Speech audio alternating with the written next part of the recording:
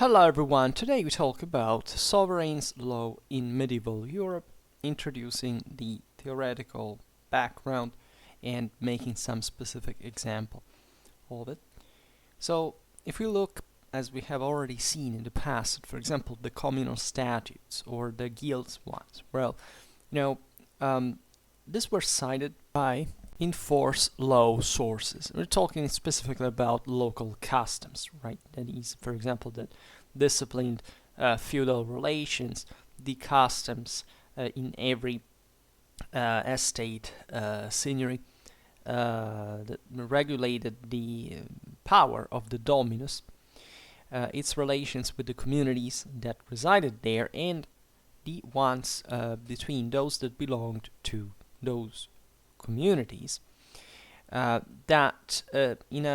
as you understand, was a complex and articulated general reality that the juridical doctrine was working to insert in terms that we will see in a while in those theoretical categories assumed from the Libri Legalis. Actually, we made a video about this and how Roman law was fundamentally trying to discipline through its categories in the customs that already existed, whether they could fall into those cases as well. And that's the reason why Roman law had been resumed by the Bolognese school. The same happened also, we hinted at this with the canon collections as well. The church was developing in parallel and were inspired by principles of natural law, etc., but were complex enough in terms of juridical science to have such parallel theoretical categories. However, they were two distinct fields operating in parallel.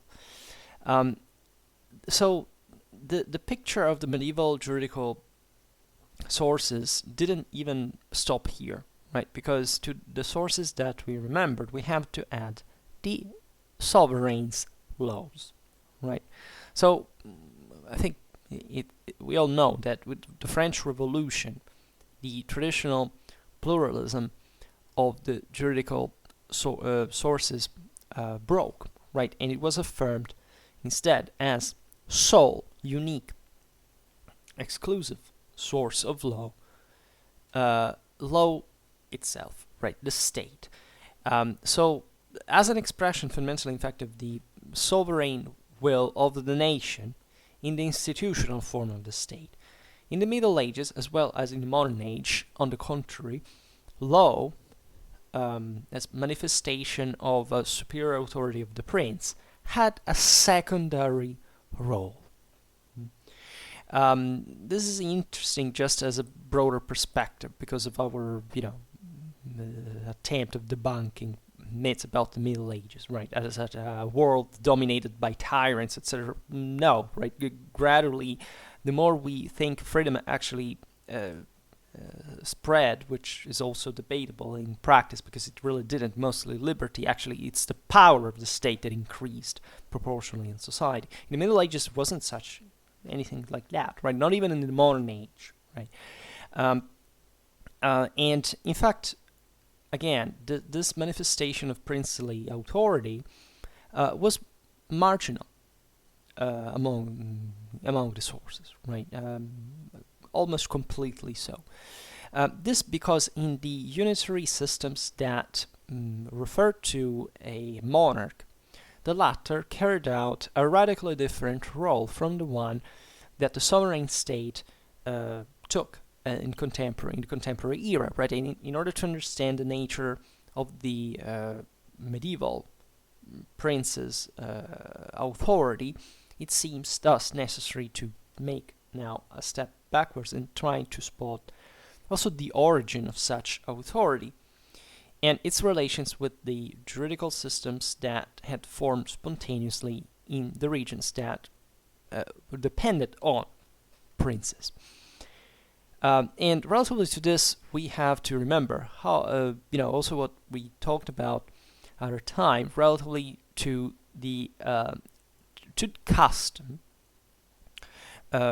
People from countries of common law understand this definitely much better than others as primary and substantially exclusive source, right? And this was true for the early Middle Ages most, right? It was not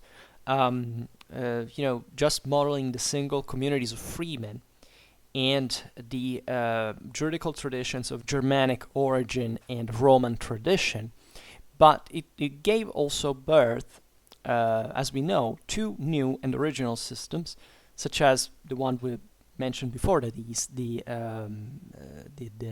land estate signary, fundamentally, in the feudal one, that articulated in a new, original, unseen way the relation between the various subjects, introducing desubordination of freemen to another freeman, and at the same time presented different shades depending on the community and on the region. And this definitely varied a lot in medieval times. But the principle behind this concept was the same, and it's still a contractualistic system that doesn't actually deny the freedom, right? The pre-gressed freedom of freemen, proper from a juridical point of view, but fundamentally describes this relation that was, in theory, joined, and it was most of the times in practice, right? Not just in theory, willingly by freemen. And we don't need here to digress. We made videos on this. If you go in medieval society playlist, especially in the early days, we talked about properly what is like the feudal system, how was it born, etc. And we observed how there was a great deal, as all the increase in authority, historically speaking, there is always a consensus behind that, right? Whether we like it or not. But coming back to our point, like each of these systems, that is, as we said, the one of popular tradition, the seigneurial one, the manorial one, courtly one, whatever you want to call it, like the feudal one, together with the one of the church, by the way, was expressed both in substantial norms of law and in forms of justice, and in those guidelines that had matured within.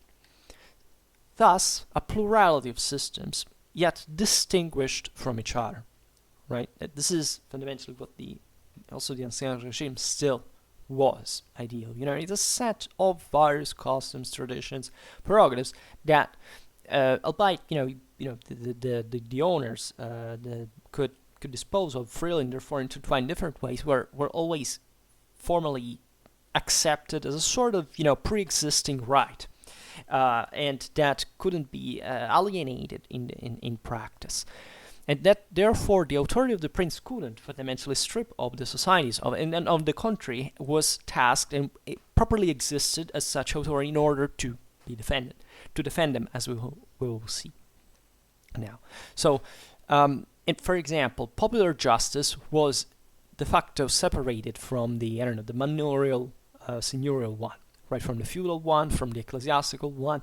Everybody had their own field of competence, of jurisdiction, and this doesn't mean that it worked always well, because that's why also law was so important in the Middle Ages, because determining whose right, whose prerogative was to do something or not was a matter of property of power, and in this deeply intertwined and intricated set of jurisdictions, at the end of the day, the legal formality was skipped in front of relations of power that, however, were adjusted on the basis of properly the sum of powers that decided to be allied or to be in contrast, etc., and therefore left this fundamental possibility of further juridical of criticism, and therefore also the development of the same juridical science. Right? Why did we talk also already so much about such important things like the development of Roman law or canon law during the Middle Ages? Because these systems were to essentially make order of this stormy ocean of and dramatically unstable system that people also began to ask for you know, a greater control, greater stability, and fixation for, right? Because once again, there is properly no positive value in absolute freedom, right? From a civilizational point of view, and those called free societies, basically lawless society, where people do whatever the heck they like, and they surely don't live well, and that's the reason why we have developed law in the first place. But this is connected with authority and the factual side of it, not the wishful, let's say. Also, it doesn't end here, because at the same time, given the same subjects as we've seen were contemporarily part of different systems, other aspects intertwined. For example, the free peasants of a landed seigneury had the same juridical position of their lord within the system of popular tradition, while they were subordinated to banal power of the guy in the seigneurial system, and they depended, as a consequence, on his orders, decisions, and justice. And a lord, right, that was peer to other lords within the popular system, could be superior to the same, where these had these basically granted him in fief their own land, and consequently became his own vassals. Right. So, as you understand, this hierarchy. That's also why the idea of feudal, pyramid and all this is factually wrong, because as we know perfectly well, there could be vassals that were factually more powerful than sovereigns, but still they were bound to them juridically. And what is remarkable is that this was, and not so much as we understood now, because there were other communities, these communities that fundamentally still had a say in the matter overall. Doesn't matter whether they were subordinated or not. They still owned some pre-existing rights, so they could properly side a certain political faction and say, okay, to impose, to require, right, that kind of authority, for example, to be recognized even in a condition of, superiority of the vassal. Think about, the Dukes of Normandy as that overlapped to kings of England, right? And this made them fundamentally subordinated to the Western Frankish kingdom, albeit, they factually owned more land and power in France themselves than the same French king. Now,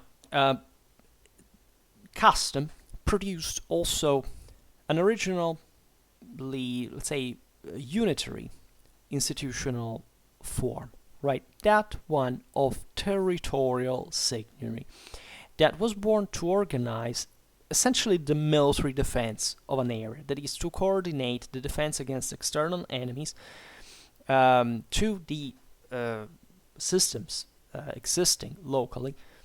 First and foremost, the landed seigneuries that constituted, in fact, the primary associational forms, and attempting to maintain internal peace to the same territory, essentially protecting the law that had been matured in there, the rights that had been matured in there. So such function was taken on the seigneurial lord in the territory fundamentally enjoyed the factually, right, virtually it overlaps, who owned the largest land estate, right, and from which he drew thus his social authoritativeness as well as the necessary material means.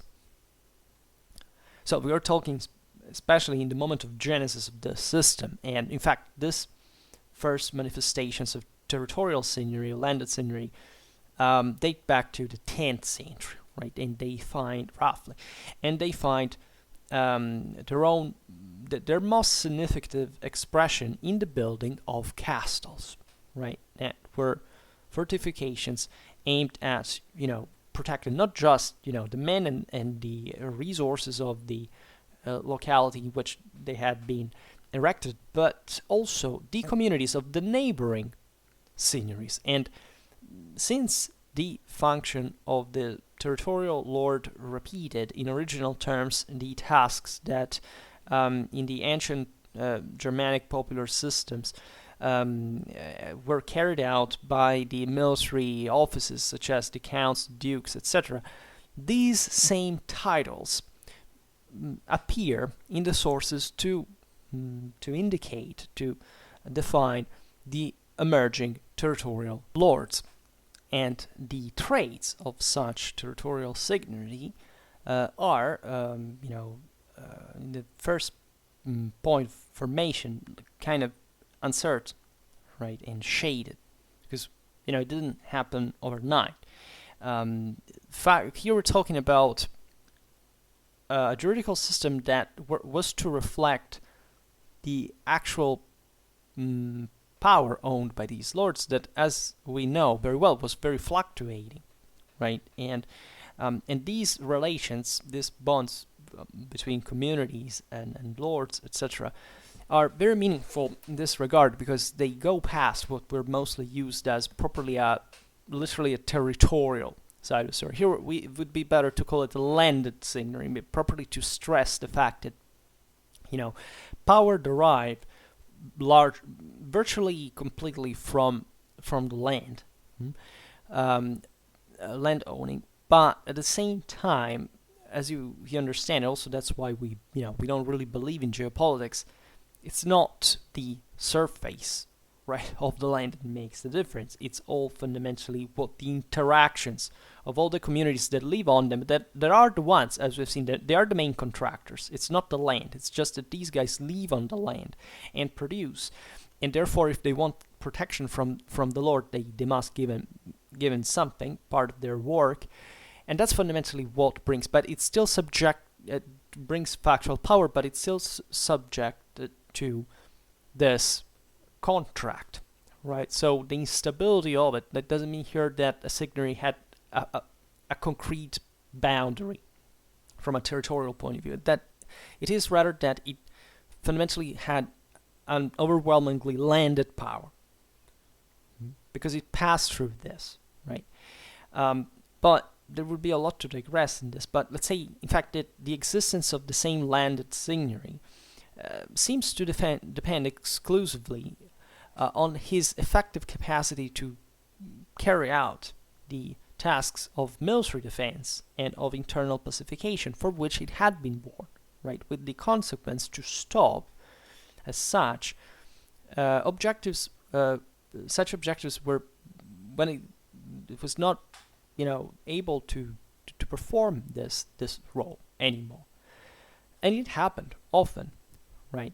So it's this dependency of the community that remains at the root of the idea that it doesn't matter how powerful a lord is, but it still owes to the community, to the free community, with its pre-existing natural, customary, universal rights, let's say, their own prerogative and connected power. Naturally, as you understand here, this task of defense that is also, of attack, given the broader instability of this puzzle of seigneuries that existed everywhere, that fundamentally could be exercised also on a same, right? At the same time, multiple seigneuries could be exercised on the same community. There were shared seigneuries at some point.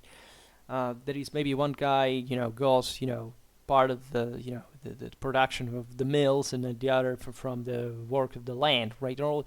There were these negotiations. So that tells you how concretely difficult it is to even spot when something's born. Also, we're not dramatically documented about the smallest seigneuries during, especially the 10th century, right, where they formed en masse. We know that, but we see only, a few with, from the close. So it's obvious that the military defense here was not just carried out because, somebody freely gave someone else resources from the land to pay the troops, right?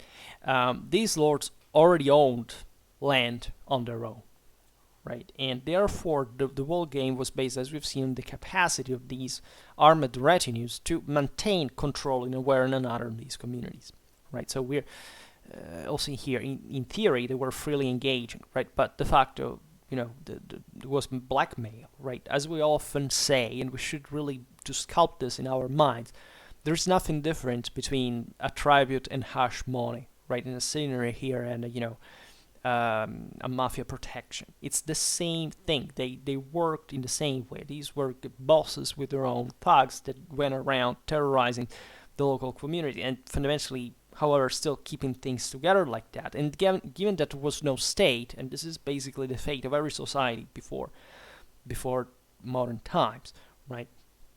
So, in spite of this, the landed seigneury seems to be characterized since the beginning by some specific aspects that are important to remark. But the first one, it can say it found its raison d'être in the protection of particular legal systems, right? In a way that the latter and not the unitary power constituted the prius of the new system. We have seen it. Because differently from the 19th, 20th century state where, the unitary power didn't pretend to eliminate the intermediate systems, but on the contrary was substantiated of the same. Secondly, its task was expressed one side in the organization of the unitary military defense of the territory, and thus of the systems that existed within it, from the attack of external enemies. On the other, in the defense of the same systems from a legal point of view. That is, it was a protection that entailed the commitment of the Lord to respect, and having observed the norms of substantial law that were created within the local communities and by the customs, the forms of justice that had been affirmed within the same, and the authorities that these communities had given themselves, right? Because they still, of course, self-administered themselves, and this was the deal, right? Aside from what the Lord did, in relation to them. That is, in a way, these lords had to exercise justice, because when a problem arose, it could not be solved by the community. Also, the same customs had to be, were the source of law that the Lord had to look at to judge, sword in hand, right, to impose that, that solution, because most of the times these laws were fairly simple, right? The problem is that, as we were saying before, that there was this kind of mobster attitude where, maybe the stronger local clan would say, no, we don't want to compensate for I don't know, a crime that we made, a loss that we inflicted to somebody, and the Lord was called by the other side to say, okay, no, you have to do it. And this had the broader, because it was the only guy who could enforce that. So this was the broader, and abuse it at the same time, as you understand, because if the Lord was too powerful, and that was a concrete problem, at that point maybe the community could ask for another Lord to intervene, and then clashes. It was all along like this, right? So, and naturally, this local stability was aimed theoretically at maintaining the same lordship on its feet. That is to say, an intelligent lord would know how to render the local community satisfied, right? And the interesting fact about this is that the pre-existing customs in this regard could be modified, right? Just as, for example, this landed seigneury had been established, moments like the 10th century, etc., were some in which the same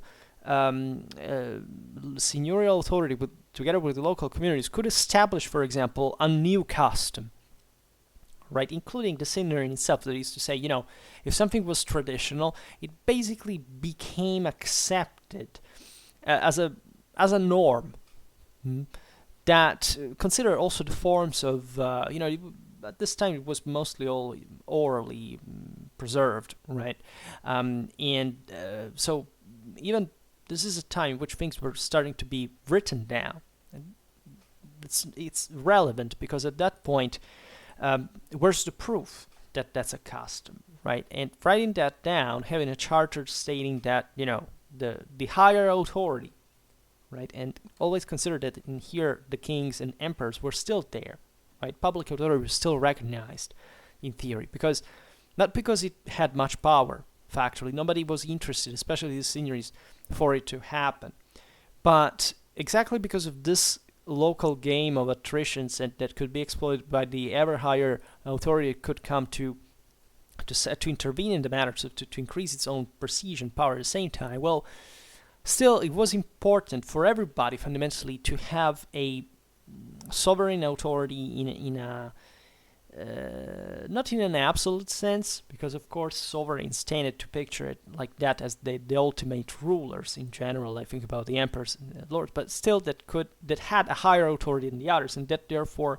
could legitimize also certain customs, certain rights, certain privileges, and so on. And the written written culture in this regard was meaningful, because with a charter you could go literally to the sovereign and say, I don't know, somebody was usurping that privilege. You could say that the king itself had, maybe 200 years ago had established that this was the case. You king, in theory, you have to intervene now to have your own authority respected, because if that de facto power of the king had to defend the local customs had not existed, the king was desalterated, right? And it was desalterated. And the question is, how often this concretely happened as such, right? In a way, all the political debate of the time revolved around this aspect. And that's, again, why legal matters were so important. Also, there was another aspect that was the indispensable condition for carrying out the same lordly function, that was, for the landlord, in fact, the holding the title of a vast patrimony, right? The largest in the region, right?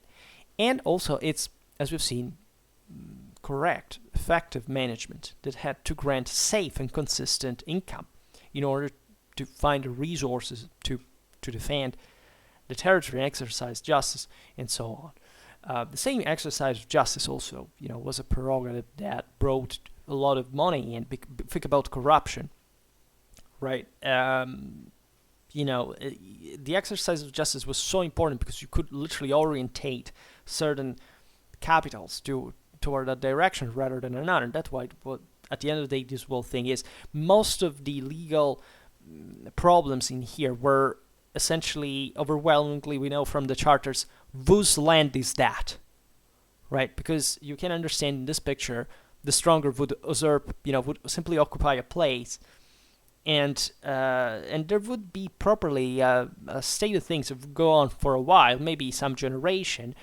and then maybe, a power revived somewhere that was the legitimate an original owner of that land, and said, but that was our land, right? Let's call, the higher authority to say to kick those, that other guy out, because we should enjoy that. And that's what we were saying before. Consider it was all intertwined with ecclesiastical, for example, problems. Like here, there was an overlapping of jurisdictions, as we've seen. There were different boundaries there.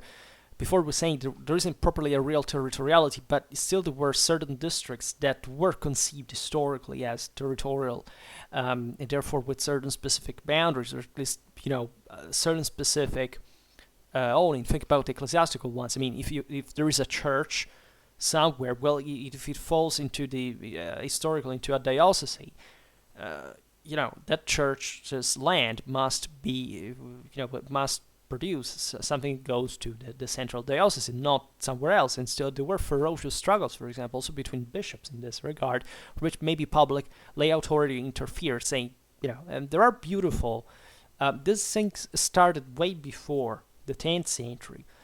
For example, I studied there is a very famous the document that is that reflects also the dramatically efficient and effective Longobards royal authority over and it's a very particular in early medieval Europe as a type of document because there was an extensive inquiry launched by Longobard kings about that, about the pertinence of certain possessions between the diocese of Arezzo and the one of Siena in Tuscany. That also was further complicated by the fact that part of that area was still claimed by the papacy and rather than by the Longobard kingdom.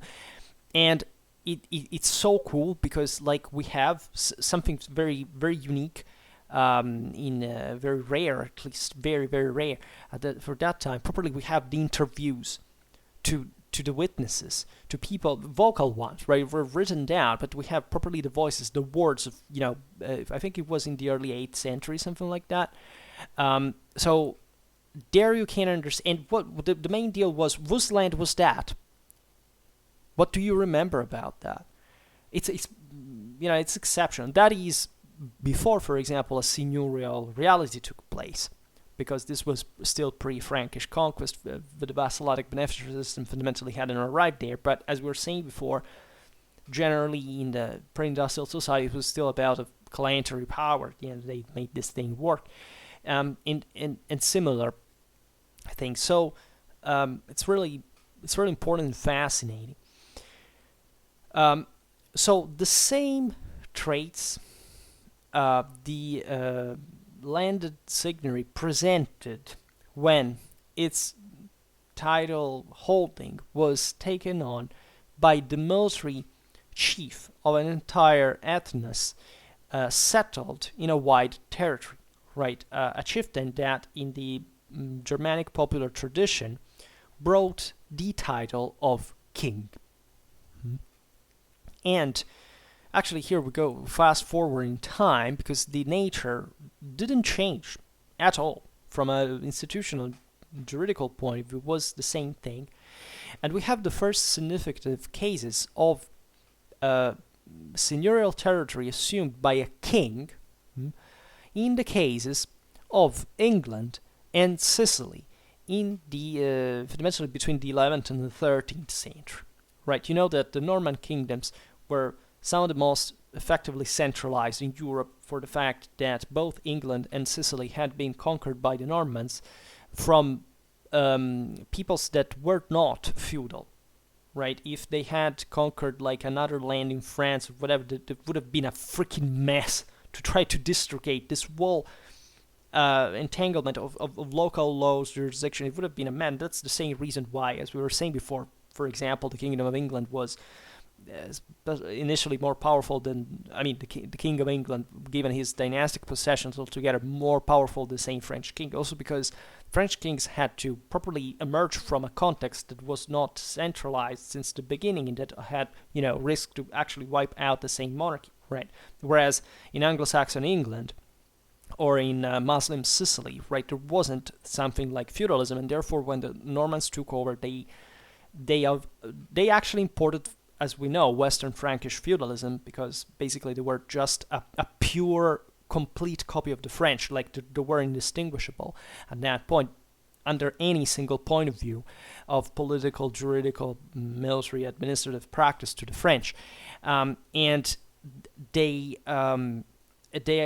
while settling, fundamentally establishing a form of feudalism, they still balanced the various baronies with also the pre-existing rights of the local communities in part, and trying to balance them out and creating two very compact landed, fundamentally the most institutionally advanced kingdoms in Latin Germanic Europe at the time, also the most powerful, like England and Sicily easily, right, hands down, are the most unitary compacted in these centuries, for this specific dynamic.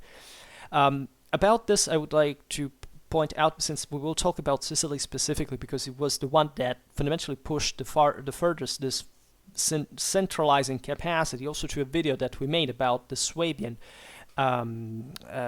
period, that is about Frederick II and the Constitutio Puritatem, that went beyond, from an ideological point of view, also properly in the prerogatives of the sovereign, right? Today we'll look just at the Assis of Arianum, right? But lots of very important things happened there that not even in England actually happened in terms of centralization. Also because they had a different story in the first place as kingdoms. And so, but still, in these two, the English and the Sicilian kingdom, the monarch was practically recognized the authority to organize the military defense against external enemies and to preserve the order and peace,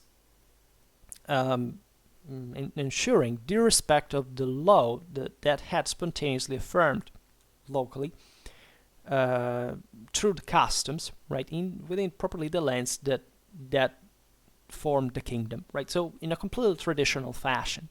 So the prince was title holder of the higher authority of justice, an authority that was expressed in one, the defense and respect of the particular systems and of the customary law that had happened, that had affirmed itself within the kingdom's communities, right? So the customary law, as we've seen, is this pre-existing right. The particular systems instead is how they had created this further custom, because at the end of the day was, as we've seen, this same particular system could be technically, even if it derived from it descended gradually from the early ones, could become custom still, and not much less important than the others, also because normally they were something more elaborated properly in terms of association and of interests and of money,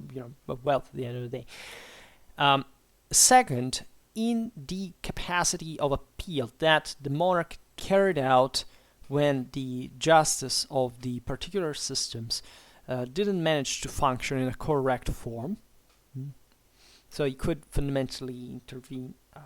And in the taking on of the monopoly of penal justice for the most serious crimes, properly as a collective request, right? To enforce social peace, right? So these crimes were, however, for this reason, basically subtracted to the courts of justice of specifically the particular systems. So this is fascinating because it shows you how fundamentally the sovereign was these particular systems, and that very often identified also kind of the aristocratic power, stood in between these pre-existing customary laws in theory of all the people as freemen and the king himself. So there is a pattern there that we already know.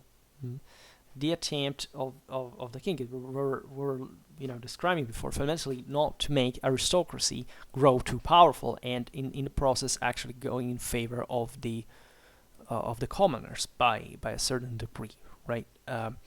So then in the kingdom of Sicily, the function of justice of the monarch was enriched of a new function. That's why we talk about this, because for now we have said that the primary function of the prince consisted in the preservation and respect of the customary law observed in the regions of the kingdom. But to this respect, the Sicilian monarchs posed a very precise limit, right? Because starting from the same founder of the kingdom proper in the mid-12th century, Roger II, they declared that the defense of the enforced customs within the territory could not contemplate those customs that would be contrary to superior principles of justice, equity, and rationality. And otherwise, thereon would have been just a formal justice, not a substantial one. So they began to say that, in theory, there were certain universal principles that could,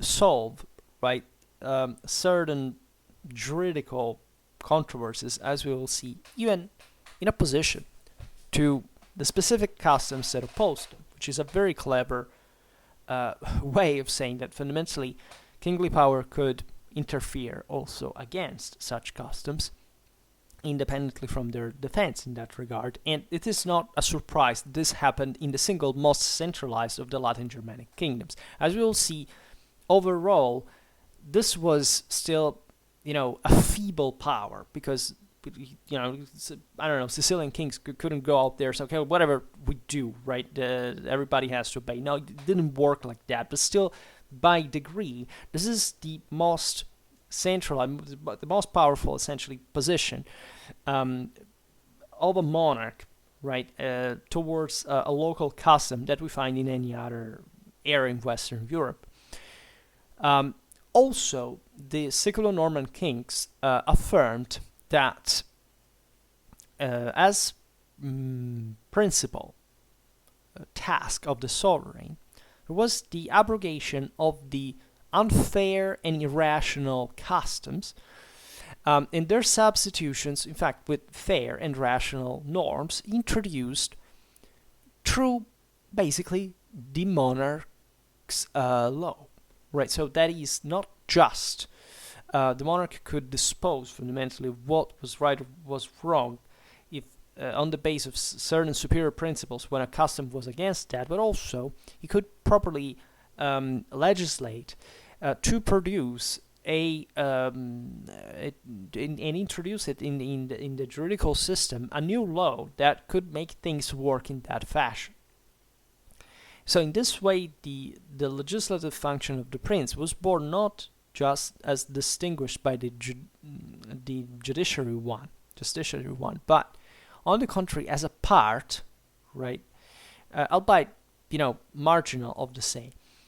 This is an idea that may appear surprising to us, that we have a traditional familiarity with the division of powers in the state, right? But that corresponds with clear, specificity to the medieval conception of the power of the princes. And it is definitely a thing. So royal law, as a consequence, had the purpose to correct the customary law, substituting unfair and irrational, the unfair and irrational ones with fair and rational rules. And in 1141, Roger II summoned a great popular assembly close to Ariano in Irpinia, and here he promulgated the first laws of the kingdom that constitute the collection known, in fact, as Asses of Ariano. And in the introduction of the Asses, he explained in a clear manner, fundamentally, the nature of royal law, right? And after having remembered that God had entrusted him as a king the task to defend in arms the communities of the king and to fundamentally respect, to protect the law that was enforced there, he affirmed that the king, quote, officium quodam sibi sacerdotii bendicat privilegium. That is, that as much as the priest, as a king, he had received the power from God through a sacrament, so properly the one of coronation, and consequently he could legitimately avail himself of the power of the so-called ad probatio consuetudinis. That is to say, properly say, okay, whether one custom could factually exist or not. That was this approbatio consuetudinis was boasted actually by the church since its origin. So this is really important, not just because the kingdom of Sicily was created here properly with the blessing of the Pope, that regarded it properly as a vassal kingdom to the same church, right? But also for other reasons, and this specific balance and equilibrium that existed in the Siculo-Norman kingdom due to the nature of the pre-existing communities, the international situation. We don't have time to digress on this, but the most important thing, juridically wise, is that the Approbatio Consuetudinis cancelled, right, the customs opposed to divine right to drive away the believers from sin, as much as in the Siculo-Norman context the monarch had to properly, as a task, right? It wasn't just a privilege, it was a duty at the same time, to abolish the unfair and irrational customs and substituted them with fair and rational norms, right? This is a very powerful connection, because basically what could be those superior principles of justice and equity and rationality deriving from, of course, from divine law, of course from God, which interestingly enough, however, is also how eventually the juridical debate would also say that, I don't know, this is even in England, for example, in a struggle with the monarchy, that there was we believed that customs derived from nature, and thus from God, in a sense, or pre-existed properly as the ones of a people, right? So here it would be interesting to go a bit more in depth, also to see how, I don't know, the Kingdom of England had only one law, that basically was the Anglo-Saxon one. The lands over which the Kingdom of Sicily spanned they had Longobard law, Frankish law in part, Byzantine law, Islamic law, Jewish law. I mean, it was very complex, and it didn't really, that's why it actually favored the possibility of the monarch to play on these actors, right, to mitigate also the power of the barons, right, of the Siculo-Norman barons, and the feudal element in there. So this was fundamentally how Roger II, in conclusion, in the Assize, stated that it was necessary to recur to the instrument of law. Now, almost 1 century later, in 1231, Roger's nephew, the Swabian Frederick II, renewed the legislative commitment of Norman tradition, promulgating in Melfi his constitutions that form, as we know, the collection known as the Liber Constitutionum Regni Siciliae, or more briefly as Liber Augustalis. And in the preamble of this, a bit like his grandfather, Frederick reaffirmed the idea expressed by Roger, declaring that the sovereign was at the same time, quote, filius et pater justitia, right? So filius, son, because he properly protected the spontaneously matured law within the community of the kingdom, and pater, father, because with his own laws as a monarch, he introduced in the enforced system fair and rational norms that created justice itself. Naturally, we'll see how this went also beyond, in a sense, but this the Sicilian exception is fundamental to properly understand what the mechanism of medieval law altogether really was. It's in this case it's an exception because it's a quasi-sacral conception of law, right? This was not seen much as a mean to discipline contingent and passing problems, how, for example, happens in the subtle systems contemporary to us, where law is the primary source of the state is primary source of law, like in the in the civil law specifically, but rather as an exceptional provision to which the sovereign recurred to translate in positive law superior principles of justice, equity, and of order, right? And to the laws, thus, was recognized a essentially a perennial enforcement, right? Given that they expressed universal and perennial principles.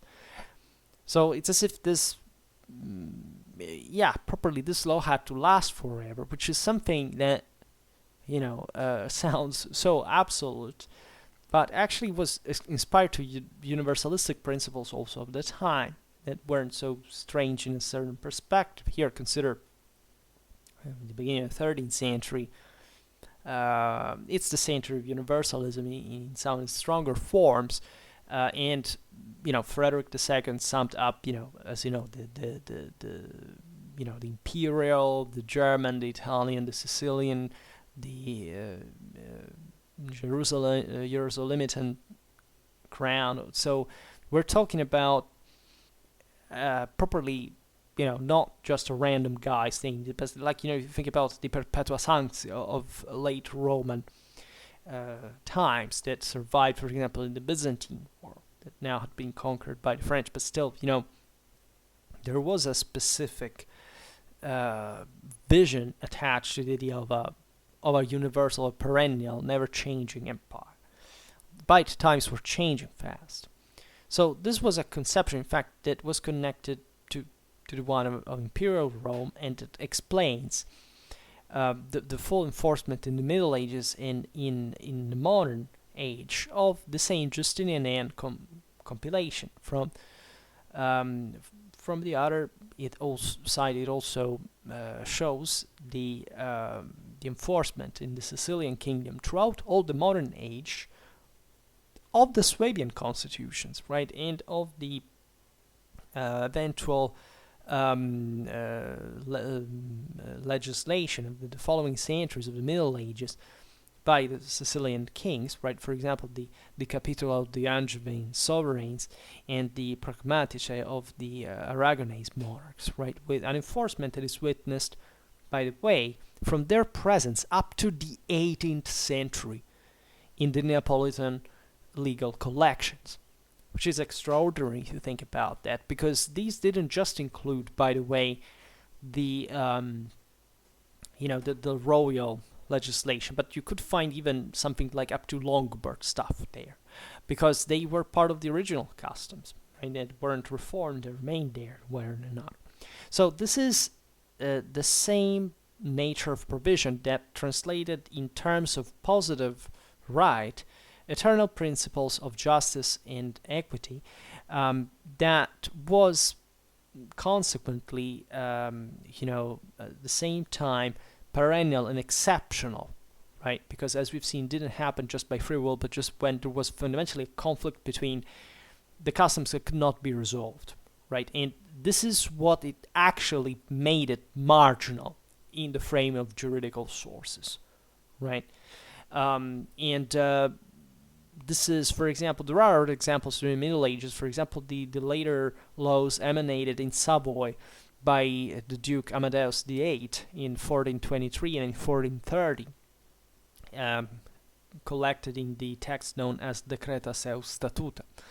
We are in another phase, but still, there is a principle of sacrality that fundamentally drew from this kind of idea.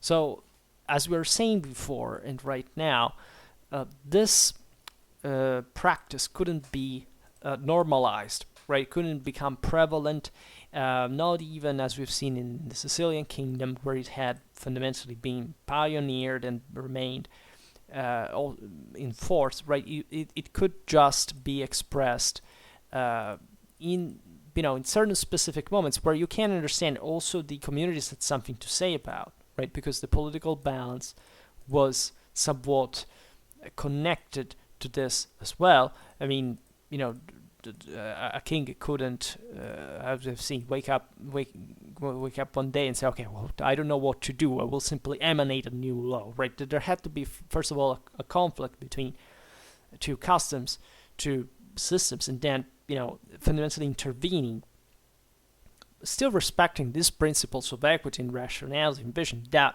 if you look at traditions like, the one of Roger II, even more Frederick II was an important legislator historically, one of the most important in the Middle Ages.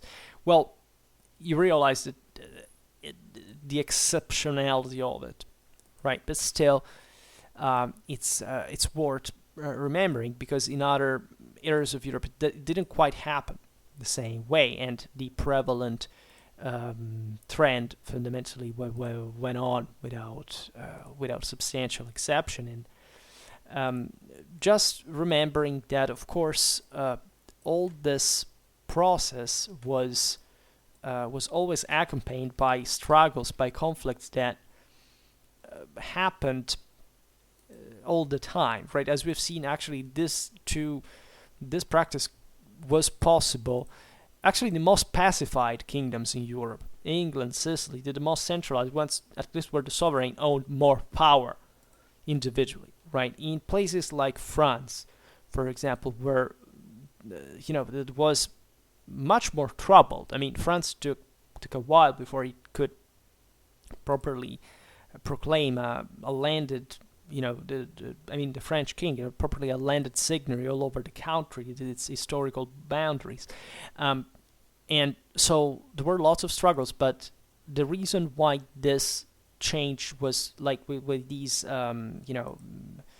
surpassing at certain levels of the pre-existing tradition towards a more universal, absolute direction didn't happen, is because still the monarchic power was deeply imbued with a privatistic